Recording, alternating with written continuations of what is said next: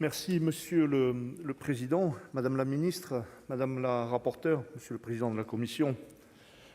La lutte contre la pollution plastique sera l'un des grands enjeux de notre siècle. Alors qu'il a grandement facilité notre vie et reste parfois incontournable, particulièrement pour les dispositifs médicaux comme les poches de sang. Certains plastiques sont aujourd'hui synonymes de menaces pour la santé humaine, les écosystèmes et notre environnement.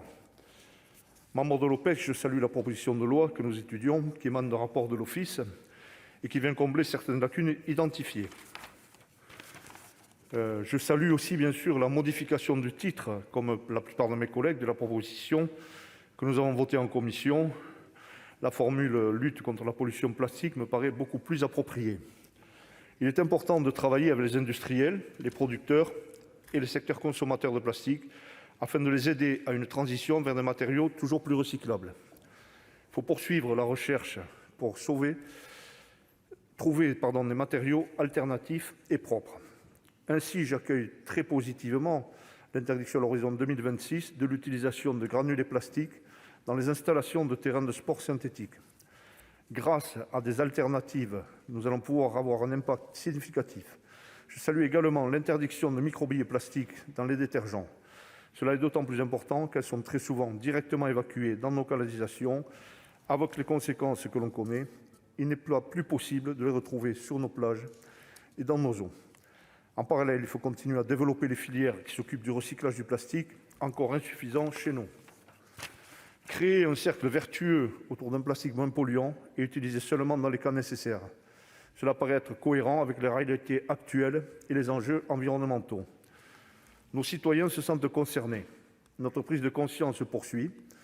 Je vais vous livrer une anecdote personnelle. Pharmacien de profession, il est vrai que lors de l'interdiction en France des sacs en plastique, je pensais au départ que les contraintes seraient difficilement surmontables et le coût très important. Mais le recours à des sacs réutilisables en papier ou en tissu s'est très bien déroulé et est désormais ancré. C'est une belle victoire que n'ont pas atteint d'autres pays. Nos habitudes changent et sont plus vertueuses. Nous devons continuer sur cette voie. C'est pourquoi je trouve cruciale la discussion ouverte en commission par notre rapporteur sur les contenants réutilisables et consignés dans le domaine de la livraison des repas.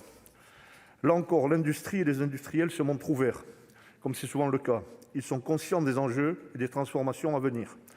Notre rôle de législateur est de les accompagner et de les encadrer dans cette transition nécessaire.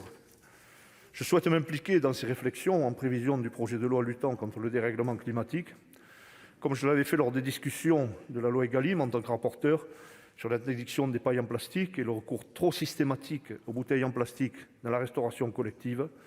La qualité de l'eau est excellente dans beaucoup de nos départements. Ressortons les carafes de verre. Nos océans, nos mers, nos forêts, nos villes et notre biodiversité meurent de la pollution des bouteilles plastiques. Cette proposition compléterait des dispositifs mis en place. Cependant, un travail plus important doit être mené à différentes échelles et avec des acteurs impliqués. Nous devons faire plus que de l'affichage. Merci. La parole est maintenant